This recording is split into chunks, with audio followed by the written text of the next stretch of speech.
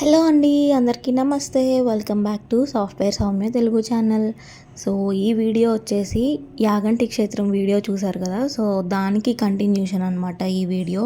So మీరందరూ కూడా బ్రహ్మం గారు కాలజ్ఞానం ఏ ప్లేస్లో రాశారో, ఆ గుహ ఎలా ఉంటుందో మీరు చూడాలనుకుంటే ఈ వీడియో స్కిప్ చేయకుండా ఎండ్ వరకు చూడండి. సో చాలా ఇంట్రెస్టింగ్గా ఉంటుంది. సో ఇప్పుడైతే మనం బ్రహ్మం గారు కాలజ్ఞానం రాసిన గుహ దగ్గరికి వెళ్ళబోతున్నాము. అండ్ ఇది వచ్చేసి బనగానపల్లెకి 1.5 కిలోమీటర్ డిస్టెన్స్లో ఉంటుంది. సో దీని పేరు వచ్చేసి రవ్వలకొండ అంటారనమాట.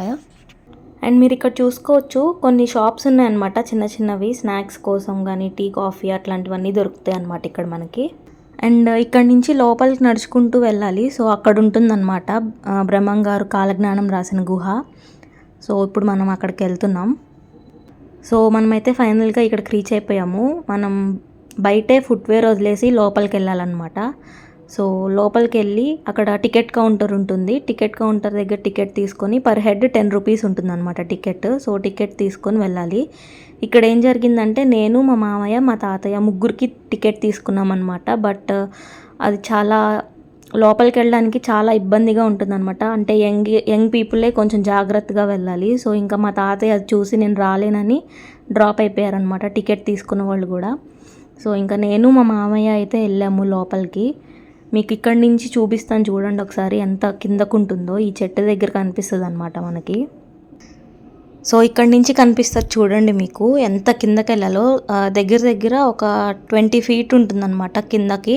అంత కిందకి స్టెప్స్ ఉన్నాయి. సో ఆ స్టెప్స్ దిగుకుంటూ కిందకి వెళ్తే అక్కడ గుహ ఉంటుంది. సో అక్కడికి వెళ్తున్నాం అనమాట ఇప్పుడు మనం. చూసారా, నాకైతే ఇది చూడగానే భయం వేసింది అనమాట. వామ్మో లోపల ఏముంటాయో ఏంటా అని చెప్పి. కానీ అందరూ వెళ్ళి వస్తూ ఉంటే కొంచెం సర్లే చూద్దాం మనం కూడా, ఎవరు అందరూ వెళ్తున్నారు కదా అని చెప్పి ఇంకా నేను కూడా ధైర్యం చేసి వెళ్ళాను అనమాట లోపలికి.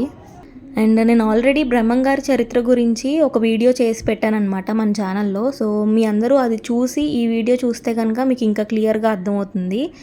ఎందుకంటే నేను ఆల్రెడీ ఆ వీడియోలో చెప్పాను, బ్రహ్మం గారు అచ్చమాంబ అనే ఆవిడ దగ్గర పనిచేశారనమాట. అంటే గోవుల కాపర్ కింద పనిచేశారు. సో ఆయన ఈ ఏరియాలోకి గోవుల్ని తీసుకొచ్చి గోవుల్ని ఇక్కడ వదిలేసేవారనమాట. వాటి చుట్టూతా ఒక గీత గీసేవారు, బౌండరీ లాగా. సో అవైతే ఆ గీత దాటి బయటకు వచ్చేవి కాదనమాట. సో వాటిని అక్కడ వదిలేసి ఈయన ఈ గుహలోకి వచ్చి కాలజ్ఞానం రాస్తూ ఉండేవారనమాట.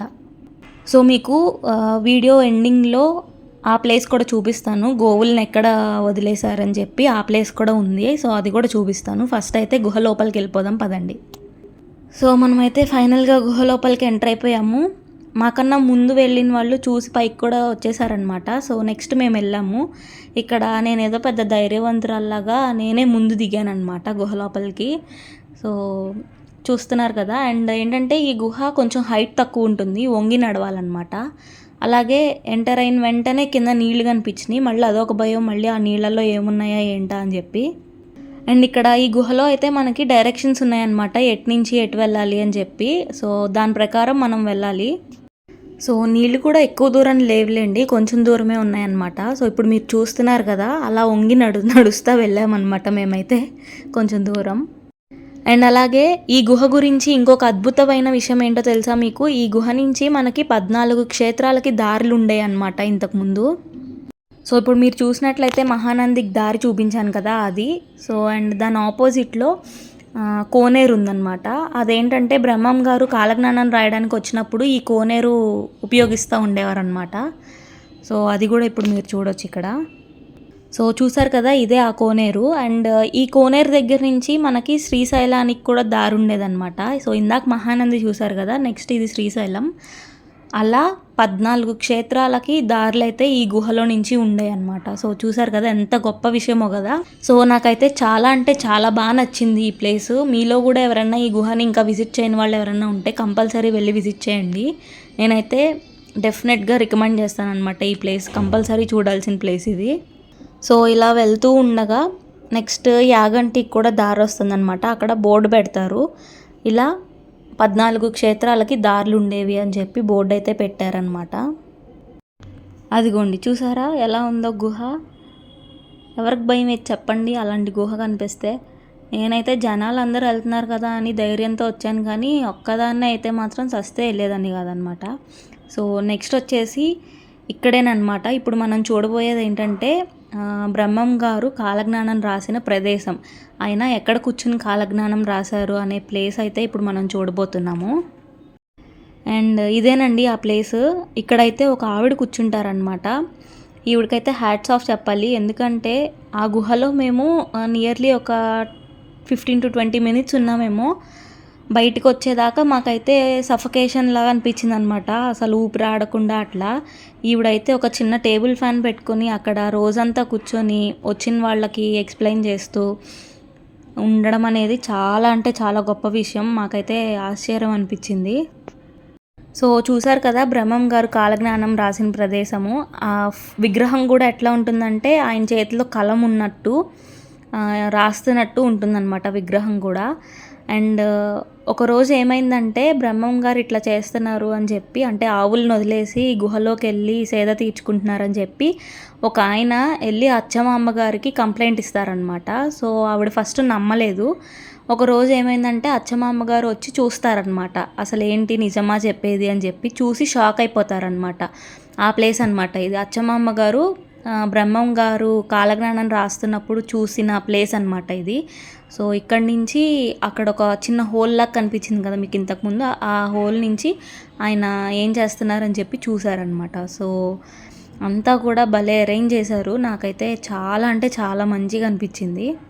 అండ్ ఇక్కడ వచ్చేసి స్వయంభూ గణపతి ఉంటారనమాట. అండ్ దీంతో మనకి టూర్ అయిపోయిందనమాట, గుహ టూర్. సో ఇప్పుడు మనం బయటకు వెళ్ళిపోతున్నాం, మళ్ళీ వచ్చిన దారి నుంచే బయటకు వెళ్ళిపోతున్నాము. అండ్ మీరు ఇక్కడి నుంచి చూడండి, కింద నుంచి చూపిస్తున్నాను వ్యూ చూడండి పైకి. సో నేను ఇందాక మీకు వీడియోలో ఒక చిన్న పాయింట్ చెప్పాను కదా, అదేంటంటే బ్రహ్మం గారు గోవుల్ని వదిలేసిన ప్లేస్ చూపిస్తానని చెప్పాను కదా. సో ఆ ప్లేస్ ఇదేనమాట. ఇక్కడే ఆయన గోవుల్ని వదిలేసి వాటి చుట్టూ గీత గీసి ఆయన గుహలోకి వెళ్ళిపోయేవారు. అండ్ దాని గురించి ఇక్కడ బోర్డు మీద రాశారు. ప్రతిదీ కూడా ఈచ్ అండ్ ఎవ్రీథింగ్ బోర్డు మీద మెన్షన్ చేశారనమాట, ప్రతిదీ కూడా డీటెయిల్డ్గా. అలాగే మీరు ఇక్కడ చూస్తున్నట్లయితే మీరు ఇక్కడ 2 మర్రి చెట్లు ఉన్నాయి అనుకుంటున్నారు కదా, కాదు ఒకటే. ఇప్పుడు మీరు చూసేది మర్రి చెట్టు ఓడలన్నమాట. ఆ ఓడలు దిగి అది కూడా ఒక చెట్టులాగా అయ్యింది. సో మేమైతే ఫైనల్గా మొత్తం అంతా తిరిగేసి ఈ షాప్కి వచ్చి కాసేపు కూర్చొని టీ తాగేసి ఇంకా ఇంటికి బయలుదేరిపోయామన్నమాట మేము ఇక్కడి నుంచి. అండ్ బ్రహ్మం గారు తిరిగిన ప్లేస్ మనం కూడా వెళ్ళి చూసాము, ఆ ప్లేస్ని మనం కూడా ఆ ప్లేస్లో తిరిగాము అన్న ఫీలింగ్ అయితే మామూలుగా లేదు నాకైతే. సో ఇదండి ఫైనల్గా మీ అందరికీ నచ్చిందనే అనుకుంటున్నాను ఈ వీడియో. అండ్ మీ అందరికీ కనుక ఈ వీడియో నచ్చినట్లయితే please like, share, comment and don't forget to subscribe. Thanks for watching. Stay tune for more updates. Bye bye.